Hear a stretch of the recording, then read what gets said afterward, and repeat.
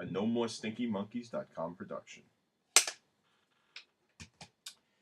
Here is another group whose music I grew up with on my parents' radio. Unlike other acts, I knew how good they were at an early age, with their incredible harmonies and interesting wordplay.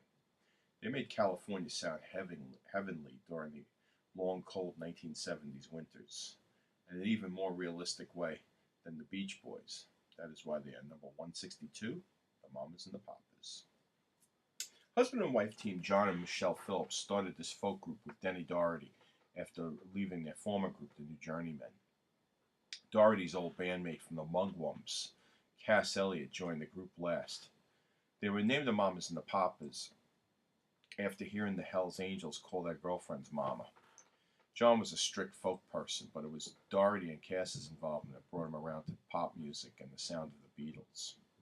Their first single was a failure, but their second, California Dreaming, shot to number 4, and their success started to take root. Their third single, Monday Monday, went to number 1 and won a Grammy, but problems arose quickly.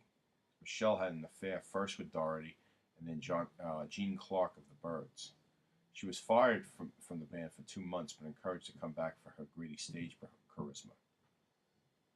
Then they released Dedicated to the One I Love and Creek Alley in 1967 and had a short-lived comeback.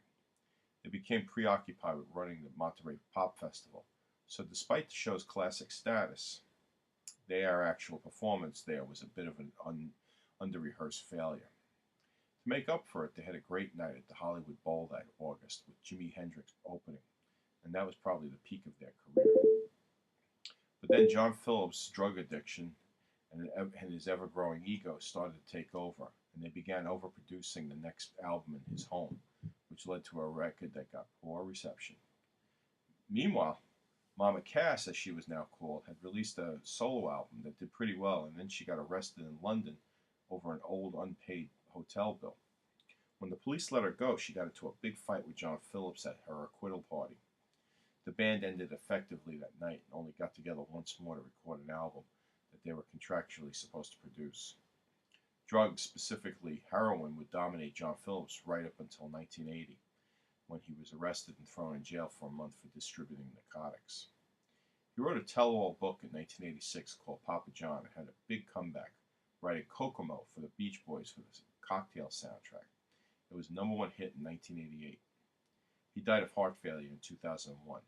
Interestingly, Mama Cass also died of heart failure, but way back in 1974, not from eating a ham sandwich. The always beautiful Michelle Phillips was a big star on my wife's favorite show, Knots Landing, throughout the 80s and 90s. And their daughter together, China Phillips, started a really good harmony group herself called Wilson Phillips with Brian Wilson's daughters.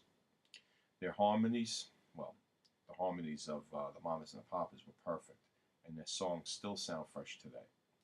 Monday, Monday, can't trust that day, from the front.